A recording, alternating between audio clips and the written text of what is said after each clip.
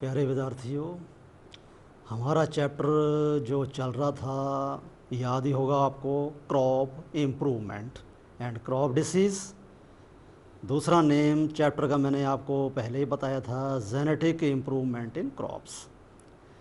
तो हम crop improve की विभिन्न टेक्निक्स के बारे में पढ़ रहे हैं।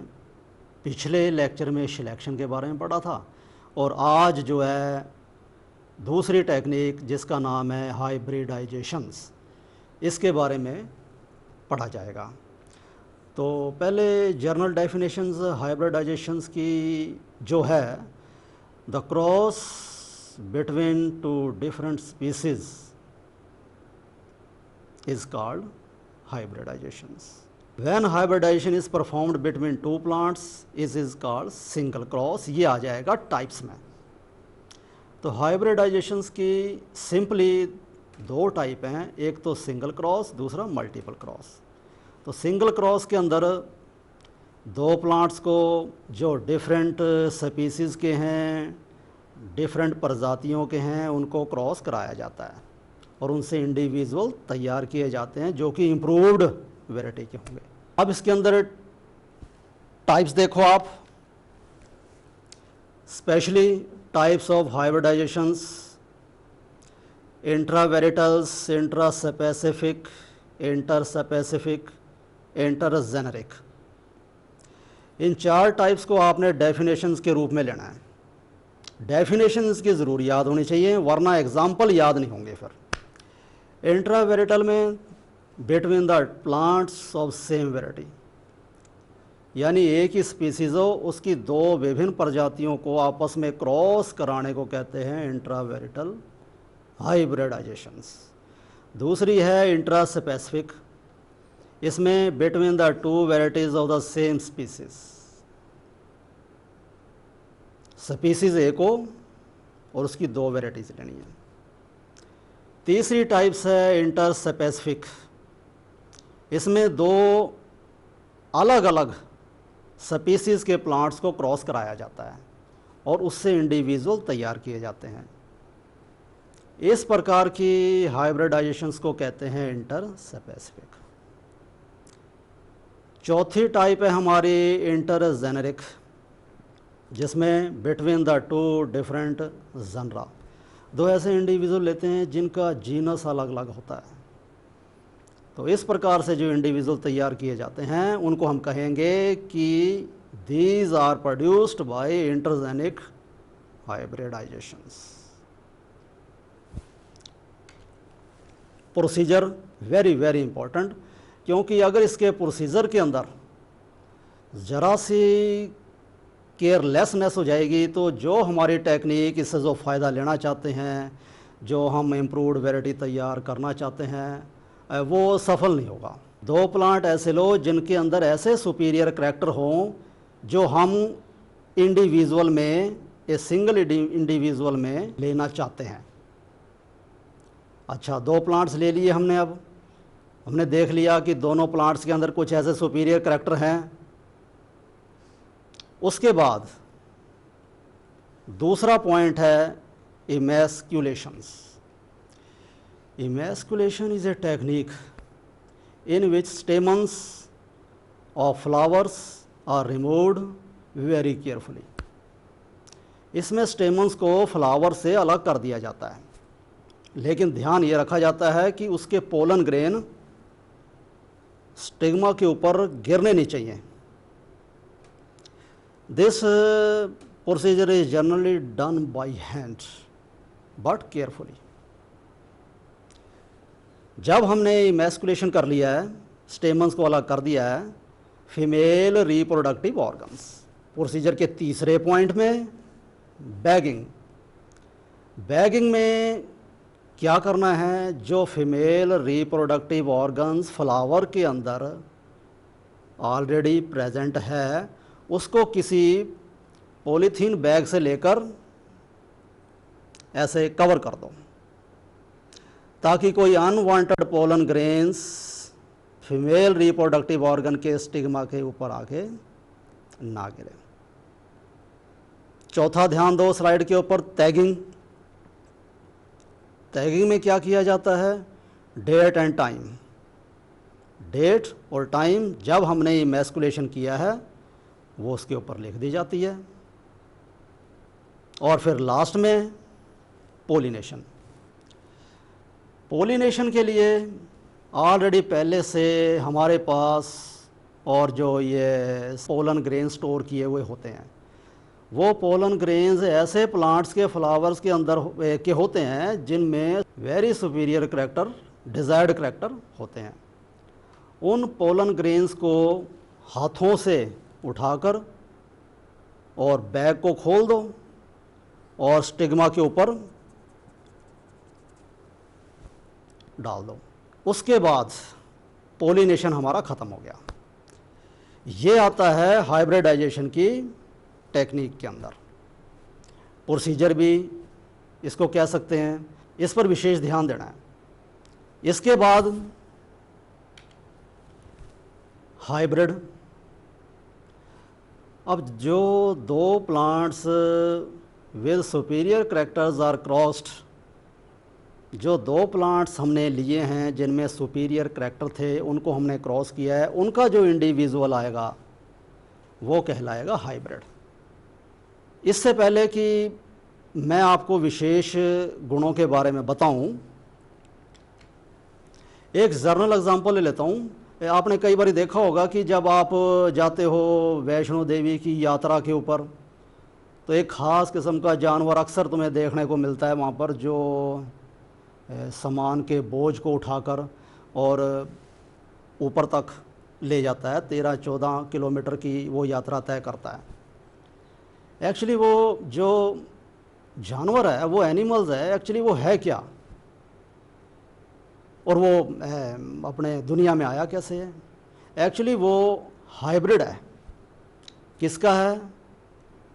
हॉर्स एंड फीमेल आस, यानी घोड़ा और गधी, इन दोनों के मिलन से इस हाइब्रिड को तैयार किया गया है, जिसको आम भाषा में कहते हैं खच्चर, और वैसे उसका साइंटिफिक नेम जो है वो म्यूल है। साइंस की भाषा में उसे म्यूल कहते हैं। अब इसकी क्वालिटी देखो, जितनी गुण, जो क्वालिटी, जो डिज़ायर्ड करैक्टर इसमें हैं, वो इसके पेरेंट्स में नहीं है।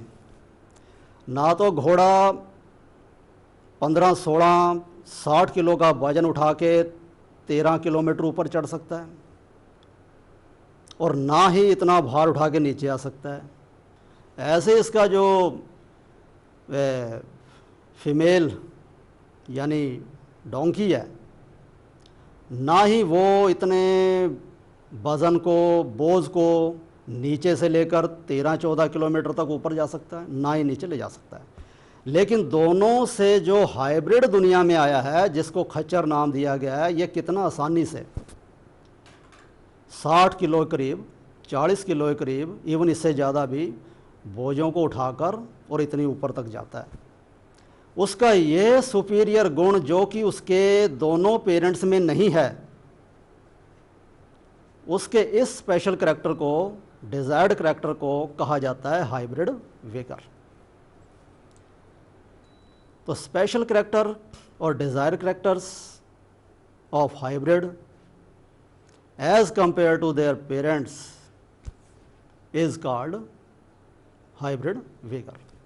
कुछ ऐसी सुपीरियर वेराइटीज़ हैं जिनमें हमने ऐसी तैयार की हैं जिनमें हाइब्रिड विगर कई गुना ज़्यादा देखने को मिलता है। एग्जाम्पल के तौर पर देखो, the superiority of the hybrid over there parents is called hybrid vigour. दोबारा डेफिनेशन एक बार आपको दिखाई गई है ताकि दिमाग में अच्छी तरह से ये बैठ जाए। एग्जाम्पल लो, the hybrid variety of maize have large size of plant, size में बड़े हैं, increase size and number of cobs, fruiting उसकी बहुत बढ़िया है, 25% हायर यील्ड्स, 25% ज़्यादा उनकी प्रोडक्शन है, एंड बेटर ऑफ ऑर्डर्स, चारा भी उससे बहुत बढ़िया बनता है। तो इतने फ़ायदे इसके अंदर इस मेज़ प्लांट के अंदर हैं जो कि इसके पेरेंट्स के अंदर देखने को नहीं मिलते हैं। दूसरा ले लो जी टमाटर। देखो hybrid tomato gives 300%, 300% yields due to increase number of branches and larger fruits. यानी कि झाड़ इतना ज़्यादा बनेगा और फ्रूट्स साइज़ में इतने बड़े होंगे और उनकी क्वालिटी इतनी बेटर होगी जितनी कि उनकी पेरेंट्स की नहीं थी और ना है। डियर स्टूडेंट्स, अब आप अगली एग्जांपल देखें। Hybrid cotton plants produce large size bolls with 160% higher yields as compare to their parents. Parents के मुकाबले में कॉटन प्लांट से हम इतना ज़्यादा फ़ायदा ले सकते हैं। इसके अलावा और क्या सुपीरियरिटी है? छोटी मोटी बीमारियां तो उनको लगती नहीं हैं। The hybrid plants shows greater resistance to disease and pest and also adverse environment. Adverse environment में भी इस प्रकार की जो वेराइटियाँ हैं उन पर जल्दी असर नहीं करता।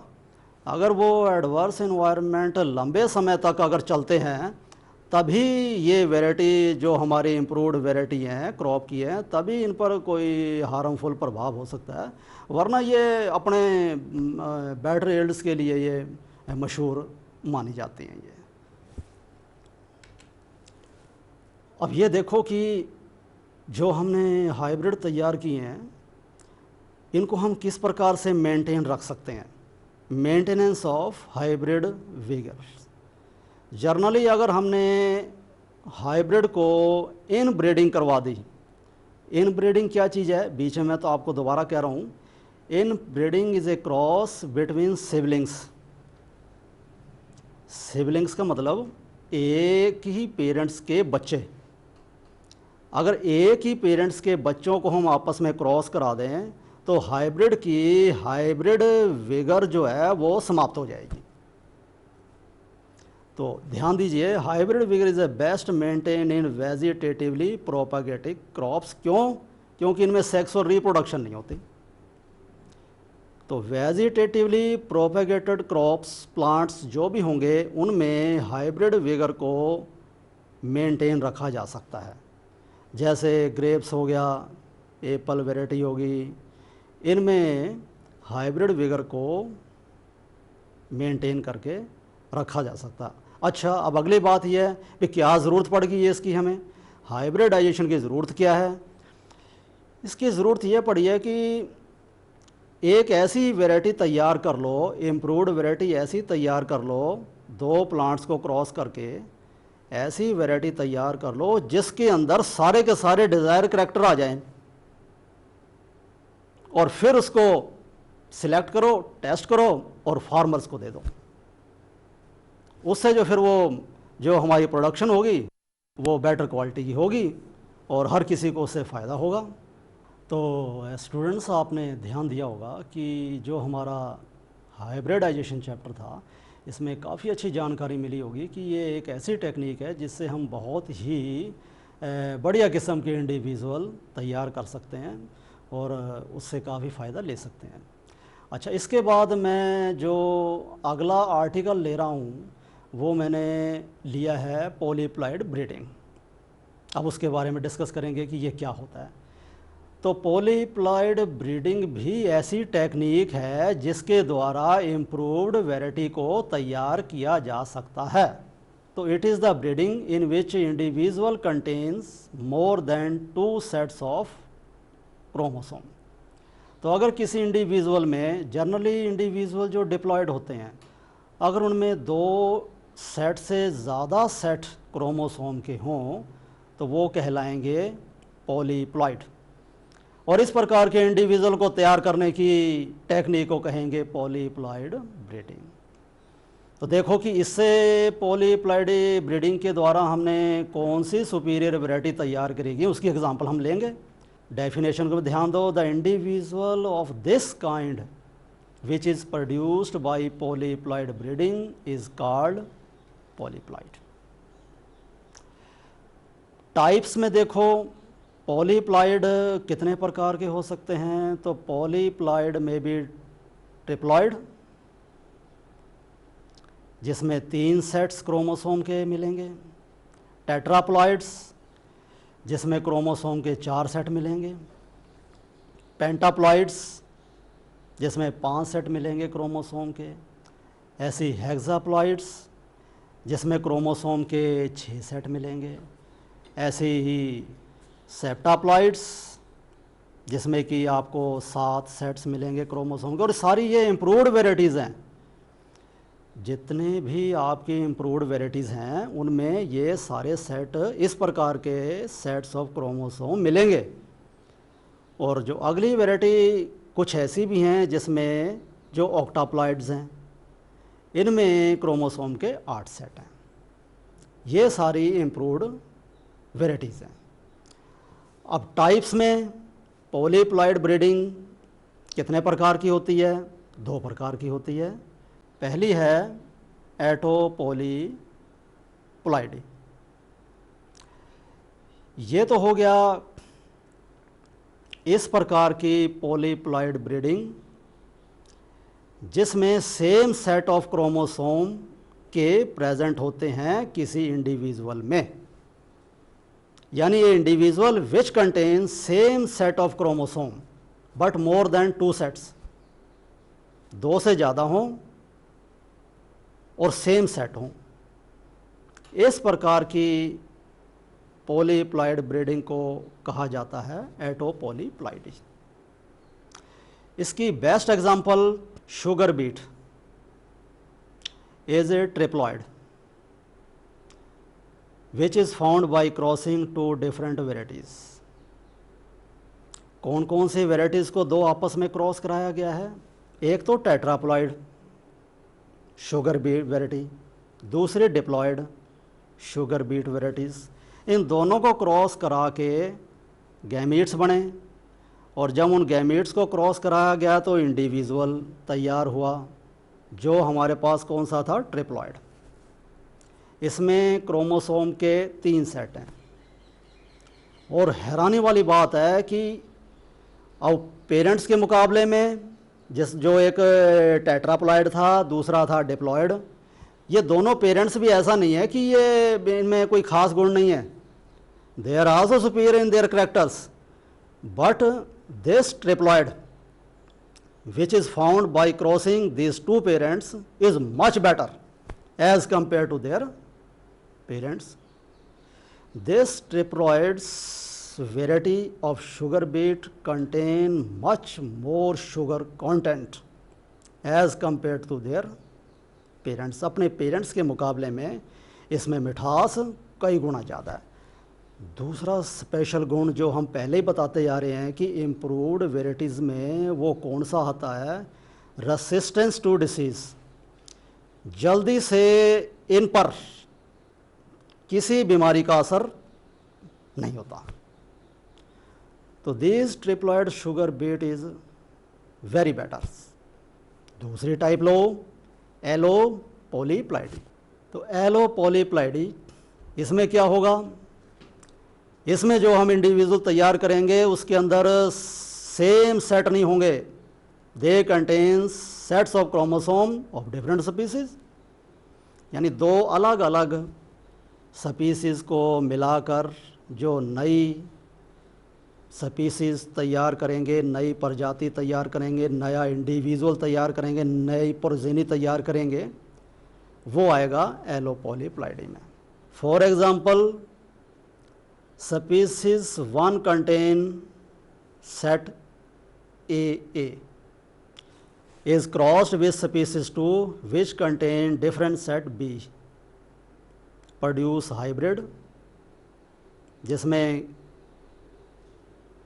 different sets क्रोमोसोम के आगे AB which is sterile। सबसे बड़ी समस्या इसमें यह है कि जब 2 विभिन्न स्पीसीज़ को आपस में क्रॉस करके हम इंडिविजुअल लेते हैं तो वो सेटराइल होता है, हम उसको आगे उसकी रेस चला नहीं पाते हैं।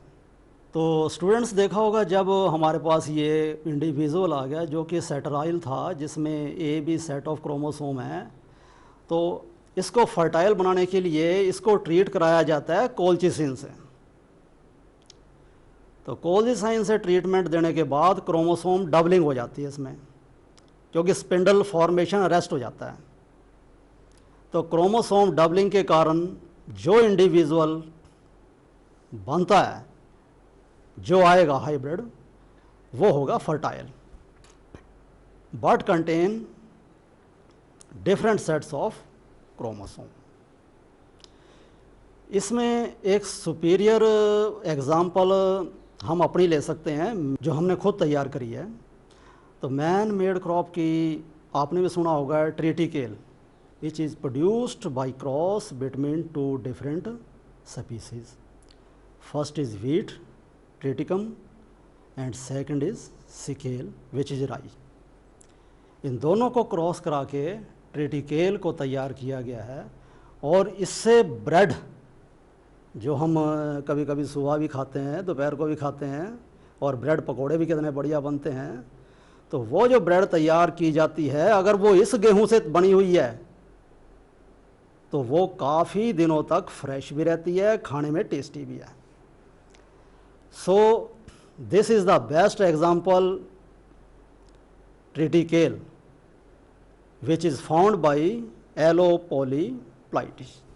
हाँ, तो अभी स्टूडेंट्स ये मतलब नहीं है कि ये एलोपोलीप्लाइडी ख़त्म हो गया तो ये पॉलीप्लाइड ब्रीडिंग भी समाप्त है। अभी तो आपको दो ऐसी बढ़िया एग्जांपल दूंगा मैं जिसमें हाइब्रिड और हाइब्रिड विगर भी जिसमें कई गुना ज़्यादा है, जैसे pomato. Pomato is produce by cross between potato and tomato. तो ये जानते हो आप कि दोनों स्पीसीज अलग अलग हैं, टमाटर की भी आलू की भी, लेकिन दोनों को मिलाकर एक हाइब्रिड तैयार किया गया जिसका नाम है पोमैटो। दूसरा है बोमैटो। बोमैटो भी एक्सपेरिमेंटली पॉलीप्लाइड ब्रीडिंग के द्वारा तैयार किया गया एक हाइब्रिड है। इसको तैयार कैसे किया है? ब्रिंजल और टमाटो दो की जो अलग अलग प्रजातियां हैं, इन दोनों को मिलाकर एक बोमैटो तैयार किया गया। ये भी हाइब्रिड है, इसमें भी बेटर क्वालिटीज़ हैं as compare to their parents. ऐसी पोमैटो में बढ़िया क्वालिटी थी जो कि उनके अपने पेरेंट्स में नहीं थी। तो ये था स्टूडेंट्स आज का आपके लिए टॉपिक। लेकिन अभी क्वेश्चन आपको देने जो आपके एग्ज़ाम के लिहाज से बहुत ज़्यादा इम्पोर्टेंट है, वो क्वेश्चन अभी आपको बताने हैं मैंने। सबसे पहले तो आप पीछे आ जाओ हाइब्रिडाइजेशंस के ऊपर। उसमें एक क्वेश्चन तो बहुत ही महत्वपूर्ण है, आपको पता होना चाहिए कि इमैस्कुलेशंस क्या होता है। डिफाइन इमैस्कुलेशंस। तो इसमें आपको एक लाइन में उत्तर, क्योंकि अब हमारे एग्ज़ाम में ऑब्जेक्टिव टाइप क्वेश्चंस आएंगे तो बड़े तो आएंगे नहीं, तो इसलिए उसकी डेफिनेशन क्या बनती है इमैस्कुलेशंस की? The removal of stamens by hand from bisexual flower is called emasculations. दूसरा क्वेश्चन जो बनता है वो ये कि हाइब्रिड विगर को लॉस्ट कैसे किया जाता है, या हाइब्रिड विगर लॉस्ट कैसे हो जाता है। इसका मल्टीपल चॉइस में क्वेश्चन बहुत बढ़िया बनता है, जैसे how the hybrid vigour can be lost from a variety. इसमें 4 ऑप्शनल दे दिए जाएं कि जैसे फर्स्ट है इनब्रीडिंग, दूसरा म्यूटेशन लगा लो, तीसरा सिलेक्शन दे दें, चौथा पॉलीप्लॉइड ब्रीडिंग दे दें। तो आपकी टिक मार्क कहाँ लगेगी? ए के ऊपर लगेगी, क्योंकि इनब्रीडिंग एक ऐसी क्रिया है जिसमें कि हाइब्रिड विगर जो है वो लॉस्ट हो जाती है। इसके द्वारा एक इम्पॉर्टेंट क्वेश्चन और बनता है इसी से ही कि क्या कारण है कि हाइब्रिडाइजेशंस को यूज़ किया जाता है। एक लाइन में उसका उत्तर आपने इस प्रकार से देना है कि एक इम्प्रूव्ड वैरायटी जिसमें हमें ज़्यादा से ज़्यादा डिज़ायर्ड करैक्टर मिल जाएं, उसको कहते हैं इम्प्रूव्ड वैरायटी। एक क्वेश्चन और बनता है पॉलीप्लॉइड ब्रीडिंग में से कि एटोपॉलीप्लॉइडी के बारे में, डिफाइन एटोपॉलीप्लॉइडी। तो इसमें आप बताया जा सकता है कि a species which contain same sets of chromosome but more than 2 chromosome is called autopolyploidy. Best example आपको जो पीछे बताई हैं उसकी आप ले सकते हो, sugar beet which contain 3 sets of chromosomes. और इसी प्रकार से ही एलोपोलीप्लाइडी है, इसमें भी आप डेफिनेशन आपको देनी है, जिसकी डेफिनेशन क्या बनेगी। तो allopolyploidy it is a technique of polyploidy breeding which contains more than 2 sets of chromosome but of different species. तो डिफरेंट स्पीसीज़ के सेट जब एक ही इंडिविजुअल में आ जाएं और उसकी सुपीरियरिटी बन जाए, उसमें हाइब्रिड विगोरिटी बढ़ जाए, उसको कहा जाएगा एलोपोलीप्लाइडी। इसके अलावा एक क्वेश्चन जो हाइब्रिडाइजेशन में बहुत बढ़िया बनता है वो है बैगिंग। डिफाइन बैगिंग इन हाइब्रिडाइजेशंस, कि बैगिंग का हाइब्रिडाइजेशन से क्या संबंध बनता है। तो बैगिंग में आपको जैसे पहले बताया था, फिर दोबारा रिपीट कर दूं ताकि ये आपके दिमाग में, ब्रेन में अच्छी तरह से आ जाए। जब हम फ्लावर को स्टेमन अलग कर देते हैं इमैस्कुलेशन टेक्निक के द्वारा, जब हम स्टेमन्स को अलग कर देते हैं, उसके बाद फ्लावर में हमारे पास केवल क्या रह जाता है, फीमेल रिप्रोडक्टिव ऑर्गन्स। अब उसके ऊपर कोई अनवांटेड पोलन ग्रेन्स आकर गिर ना जाए जिससे कि हमारी जो हाइब्रिडाइजेशन टेक्निक है वो फेल हो जाए, तो उसको किसी पॉलीथीन बैग से या किसी कपड़े का कोई छोटा सा बैग हो, ऊपर से उसको ऐसे बांध के और उसको ढक देते हैं फीमेल रिप्रोडक्टिव ऑर्गन्स को। तो covering of female reproductive organs to escape from unwanted pollen grain is called bagging. दूसरा, टैगिंग के बारे में भी क्वेश्चन आ सकता है, डिफाइन टैगिंग। हमें यह पता होना चाहिए कि हमने जो हाइब्रिडेशंस के द्वारा जो हम वैरायटी तैयार करने जा रहे हैं, एक्चुअली में उसका टाइम क्या है, उसकी डेट क्या है। क्योंकि फीमेल रिप्रोडक्टिव ऑर्गन्स में स्टिग्मा का जो रिसेप्टिव पॉइंट है वो एक जैसा नहीं रहता, उसकी कुछ समय की लिमिट होती है। तो जब डेट और टाइम हम फिक्स कर देंगे, लगा देंगे उसके ऊपर, तो हमें ये पता होगा कि किस समय हमने उसके बैग को हटाकर और जो पोलन हमने स्टोर करके रखे हुए हैं उनको हमने स्टिग्मा के ऊपर डालना है। तो ये डेफिनेशन आपके लिए अत्यंत महत्वपूर्ण है। धन्यवाद। बाकी अगले पीरियड में आपको बताएंगे।